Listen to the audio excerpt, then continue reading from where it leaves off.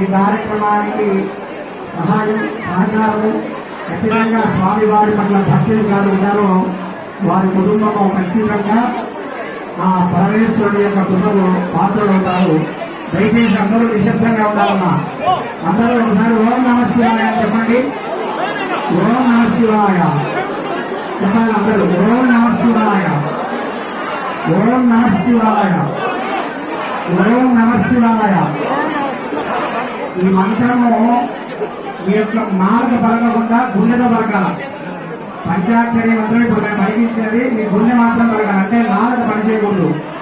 ఈ యొక్క ఎంత మౌనవ్రతం ఉంటే అంత ఫలితం వస్తుంది. ఇప్పుడు అంటున్నాం కదా, నరదృష్టి, నరభాష, నరఘోష ఇటువంటివన్నీ కూడా ఆ రాహుకేతువులను తన తృణ ప్రాణంతో తొక్కేటువంటి శక్తి ఆ పరమేశ్వరుడికి ఉంది.